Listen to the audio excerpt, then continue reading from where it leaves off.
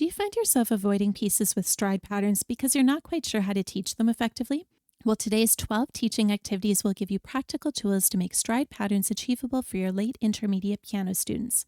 You'll walk away with confidence building strategies that transform overwhelming left hand patterns into exciting musical adventures.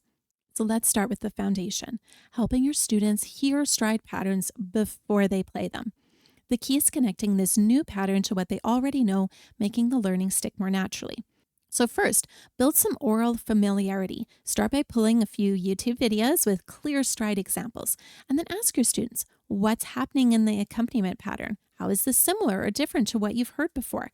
This is connecting their new learning to their existing knowledge. Next, play the most stripped down version of the stride pattern from their actual music. Remove all embellishments and the melody. Can they determine when the chord changes? So this is building their listening skills before tackling the physical challenges. Next, to elevate this aural training, play the same chord progression with that simplified stride pattern you just did and ask them to identify the chord progression. Give them like 2 or 3 chords to focus on first, reviewing them orally while you play that stride pattern so they have it in their ear. So what I mean by this is you're going to play, say, the tonic, and you'll play it in the stride pattern, but so that they hear it, and then you'll play the next chord and the next.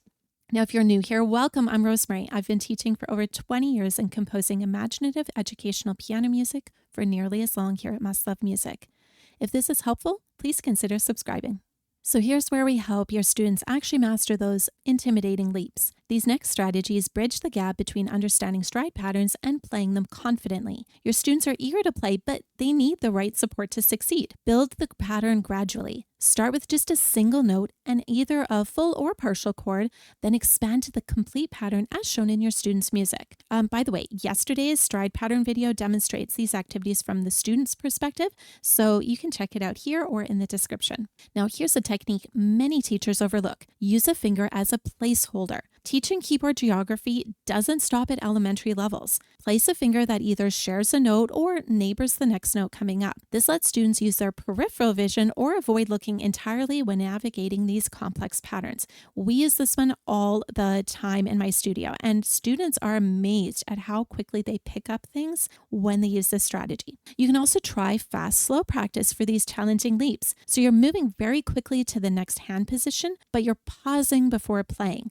So this builds comfort with those large intervals, and it works brilliantly with the placeholder technique. So this could look like, right? I've moved fast and then paused before playing. And you can do this with any chord progression. Another option is to explore how changing the pattern opens up new possibilities. Now, stride typically appears in 4/4 time, but Ballerina in the Shadows is in 3/8 time. So just take a listen to how this transforms the character.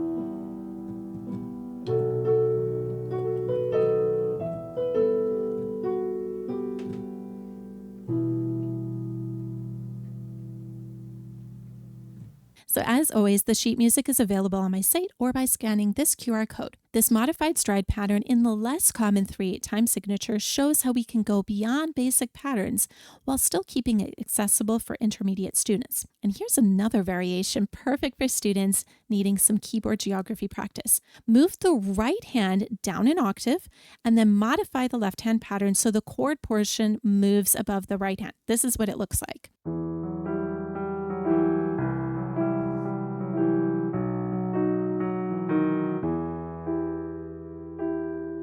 While that version or that exercise can be challenging for some students, let's face it, If they need the practice, this is fantastic and they can change the whole tone of the song. These stride pattern activities are just one example of how the right teaching approach can transform complex concepts into student wins. And that's exactly what my teacher newsletter, Best Piano Email Ever, is all about, giving you pedagogically sound resources that are ready to implement in your studio. You'll get articles with practical activities like these, plus sheet music that's educationally designed so your students will love playing it. Plus, teachers even influence what resources I create each month. So check the description below or scan this QR code to join hundreds of piano teachers getting studio-proven strategies. Okay, now we're at the part we usually love to start: reading the music. But remember that using at least some of the previous activities ensures that once your students see the music, it already starts to feel familiar. Now, if your students' music contains multiple stride patterns, have them highlight each with different colors. You can use page protectors, translucent tabs,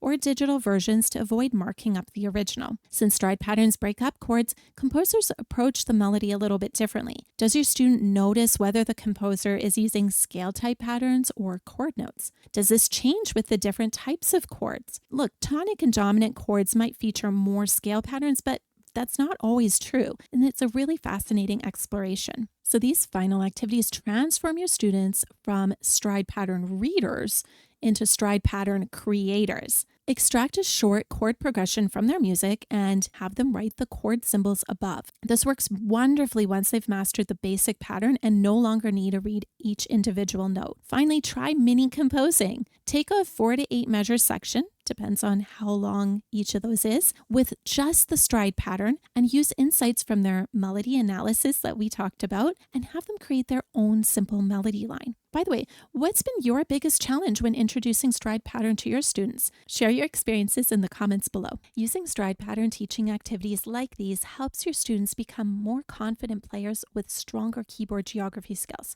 Wondering how to creatively teach other accompaniment patterns? Check out last week's Alberta-based teaching video. Thanks and happy teaching.